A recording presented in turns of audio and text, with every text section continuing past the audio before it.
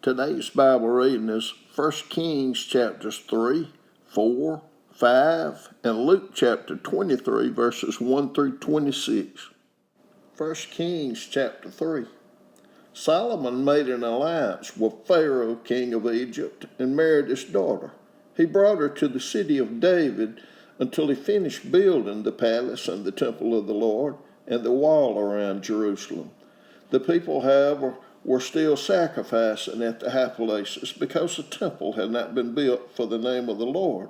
Solomon showed his love for the Lord by walking according to the instructions given him by his father David, except that he offered sacrifices and burned incense on the high places. The king went to Gibeon to offer sacrifices, for that was the most important high place, and Solomon offered 1,000 burnt offerings on that altar. At Gibeon the Lord appeared to Solomon during the night in a dream, and God said, "Ask for whatever you want me to give you." Solomon answered, "You have shown great kindness to your servant, my father David, because he was faithful to you and righteous and upright in heart. You have continued this great kindness to him and have given him a son to sit on his throne this very day. Now, Lord my God, you have made your servant king in place of my father David, but I am only a little child and do not know how to carry out my duties. Your servant is here among the people you have chosen, a great people, too numerous to count or number. So give your servant a discerning heart to govern your people and to distinguish between right and wrong. For who is able to govern this great people of yours?" The Lord was pleased that Solomon had asked for this, so God said to him, "Since you have asked for this, and not for long life or wealth for yourself, nor have asked for the death of your enemies, but for discernment in administering justice, I will do what you have asked. I will give you a wise and discerning heart, so that there will never have been anyone like you, nor will there ever be. Moreover, I will give you what you have not asked for, both wealth and honor, so that in your lifetime you will have no equal among kings. And if you walk in obedience to me and keep my decrees and commands, as David your father did, I will give you a long life." Then Solomon awoke, and he realized it had been a dream. He returned to Jerusalem, stood before the ark of the Lord's covenant, and sacrificed burnt offerings and fellowship offerings. Then he gave a feast for all his court. Now 2 prostitutes came to the king and stood before him. One of them said, "Pardon me, my lord, this woman and I live in the same house, and I had a baby while she was there with me. The 3rd day after my child was born, this woman also had a baby. We were alone. There was no one in the house but the 2 of us. During the night, this woman's son died because she lay on him. So she got up in the middle of the night and took my son from my side while I, your servant, was asleep. She put him by her breast and put her dead son by my breast. The next morning, I got up to nurse my son, and he was dead. But when I looked at him closely in the morning light, I saw that it wasn't my son I had born." The other woman said, "No, the living one is my son, the dead one is yours." But the first one insisted, "No, the dead one is yours, the living one is mine." And so they argued before the king. The king said, "This one says, 'My son is alive and your son is dead,' while that one says, 'No, your son is dead and mine is alive.'" Then the king said, "Bring me a sword." So they brought a sword for the king. He then gave an order, "Cut the living child in two and give half to one and half to the other." The woman whose son was alive was deeply moved out of love for her son and said to the king, "Please, my lord, give her the living baby. Don't kill him." But the other said, "Neither I nor you shall have him. Cut him in two." Then the king gave his ruling. Give the living baby to the first woman. Do not kill him. She is his mother. When all Israel heard the verdict the king had given, they held the king in awe because they saw that he had wisdom from God to administer justice. 1 Kings chapter 4.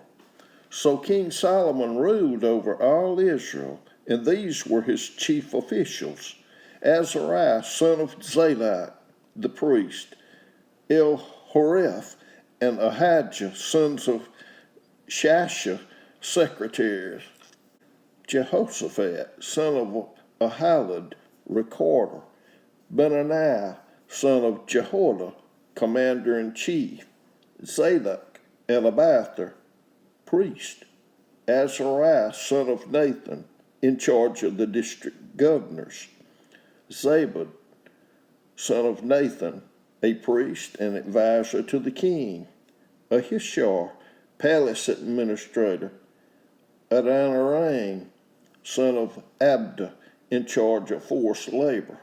Solomon had 12 district governors over all Israel, who supplied provisions for the king and the royal household. Each one had to provide supplies for 1 month in the year.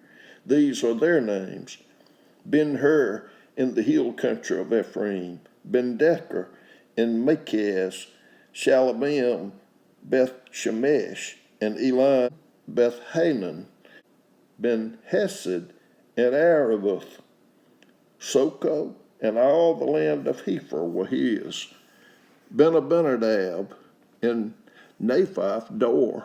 He was married to Tapha, daughter of Solomon; Baana, son of Ahilud, in Taanach and Megiddo, and in all of Bethshan, next to Zarethan, below Jezreel; from Bethshan to Abel Maholah, across to Jatmim; Ben-Gaber in Ramoth Gilead. The settlements of Jair, son of Manasseh in Gilead, were his, as well as the regions of Argob and Bashan and its 60 large walled cities with bronze gate bars; Ahinadab, son of Iddo, in Mahanaim; Ahimaaz in Naphtali.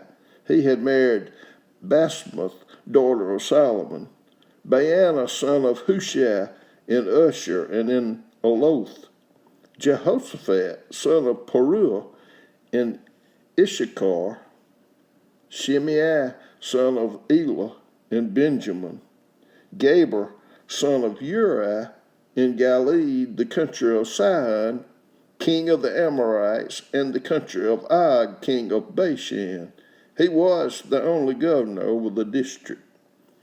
The people of Judah and Israel were as numerous as the sand on the seashore. They ate, they drank, and they were happy. And Solomon ruled over all the kingdoms, from the Euphrates River to the land of the Philistines, as far as the border of Egypt. These countries brought tribute and were Solomon's subjects all his life. Solomon's daily provisions were 30 cores of the finest flour and 60 cores of meal, 10 head of stall-fed cattle, 20 of pasture-fed cattle, and 100 sheep and goats, as well as deer, gazelles, roebucks, and choice fowl. For he ruled over all the kingdoms west of the Euphrates River, from Tiphsah to Gaza, and had peace on all sides. During Solomon's lifetime, Judah and Israel, from Dan to Beersheba, lived in safety, everyone under their own vine and under their own fig tree. Solomon had 4,000 stalls for chariot horses and 12,000 horses. The district governors, each in his month, supplied provisions for King Solomon and all who came to the king's table. They saw to it that nothing was lacking. They also brought to the proper place their quotas of barley and straw for the chariot horses and the other horses. God gave Solomon wisdom and very great insight and a breadth of understanding as measureless as the sand on the seashore. Solomon's wisdom was greater than the wisdom of all the people of the East, and greater than all the wisdom of Egypt. He was wiser than anyone else, including Ethan the Ezrahite, wiser than Heman, Calcol, and Darda, the sons of Mahal, and his fame spread to all the surrounding nations. He spoke 3,000 proverbs, and his songs numbered 1,005. He spoke about plant life, from the cedar of Lebanon to the hyssop that grows out of walls. He also spoke about animals and birds, reptiles and fish. From all nations, people came to listen to Solomon's wisdom, sent by all the kings of the world who had heard of his wisdom. 1 Kings chapter 5. When Hiram, king of Tyre, heard that Solomon had been anointed king to succeed his father David, he sent envoys to Solomon because he had always been on friendly terms with David. Solomon sent back this message to Hiram: "You know that because of the wars waged against my father David from all sides, he could not build a temple for the name of the Lord his God until the Lord put his enemies under his feet. But now the Lord my God has given me rest on every side, and there is no adversary or disaster. I intend, therefore, to build a temple for the name of the Lord my God, as the Lord told my father David when he said, 'Your son, whom I will put on the throne in your place, will build the temple for my name. So give orders that cedars of Lebanon be cut for me. My men will work with yours, and I will pay you for your men whatever wages you set. You know that we have no one so skilled in felling timber as the Sidonians.'" When Hiram heard Solomon's message, he was greatly pleased and said, "Praise be to the Lord today, for he has given David a wise son to rule over this great nation." So Hiram sent word to Solomon, "I have received the message you sent me and will do all you want in providing the cedar and juniper logs. My men will haul them down from Lebanon to the Mediterranean Sea, and I will float them as rafts by sea to the place you specify. There I will separate them, and you can take them away. And you are to grant my wish by providing food for my royal household." In this way, Hiram kept Solomon supplied with all the cedar and juniper logs he wanted, and Solomon gave Hiram 20,000 cores of wheat as food for his household, in addition to 20,000 baths of pressed olive oil. Solomon continued to do this for Hiram year after year. The Lord gave Solomon wisdom, just as he had promised him.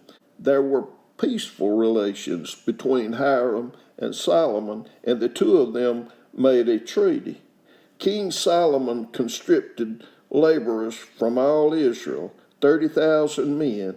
He sent them out to Lebanon in shifts of 10,000 a month, so that they spent 1 month in Lebanon and 2 months at home. Adoniram was in charge of the forced labor. Solomon had 70,000 carers and 80,000 stone cutters in the hills, as well as 3,300 foremen who supervised the project and directed the workers. At the king's command, they removed from the quarry large blocks of high-grade stone to provide a foundation of dressed stone for the temple. The craftsmen of Solomon and Hiram and workers from Byblos cut and prepared the timber and stone for the building of the temple. Luke chapter 23, verses 1 through 26. Then the whole assembly arose and led him off to Pilate.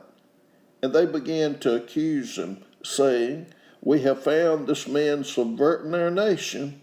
He opposes payment of taxes to Caesar and claims to be Messiah, a king." So Pilate asked Jesus, "Are you the king of the Jews?" "You have said so," Jesus replied. Then Pilate announced to the chief priests and the crowds, "I found no basis for a charge against this man." But they insisted. He stirs up the people all over Judah by his teaching. He started in Galilee and has come all the way here. On hearing this, Pilate asked if the man was a Galilean. When he learned that Jesus was under Herod's jurisdiction, he sent him to Herod, who was also in Jerusalem at that time. When Herod saw Jesus, he was greatly pleased, for a long time he had been wanting to see him. From what he had heard about him, he hoped to see him perform a sign of some sort. He plied him with many questions, but Jesus gave him no answer. The chief priests and the teachers of the law were standing there vehemently accusing him. Then Herod and his soldiers ridiculed him and mocked him. Dressing him in an elegant robe, they sent him back to Pilate. That day Herod and Pilate became friends. Before this they had been enemies. Pilate called together the chief priests, the rulers, and the people, and said to them, "You brought me this man as one who was inciting the crowd to rebellion. I have examined him in your presence and have found no basis for your charges against him. Neither has Herod, for he sent him back to us. As you can see, he has done nothing to deserve death. Therefore, I will punish him and then release him." But the whole crowd shouted, "Away with this man, release Barabbas to us." Barabbas had been thrown into prison for an insurrection in the city and for murder. Wanting to release Jesus, Pilate appealed to them again, but they kept shouting, "Crucify him, crucify him." For the third time he spoke to them. "Why? What crime has this man committed? I have found in him no grounds for the death penalty. Therefore, I will have him punished and then release him." But with loud shouts, they insistently demanded that he be crucified, and their shouts prevailed. So Pilate decided to grant their demand. He released the man who had been thrown into prison for insurrection and murder, the one they asked for, and surrendered Jesus to their will. As the soldiers led him away, they seized Simon from Cyrene, who was on his way from the country, and put the cross on him and made him carry it behind Jesus.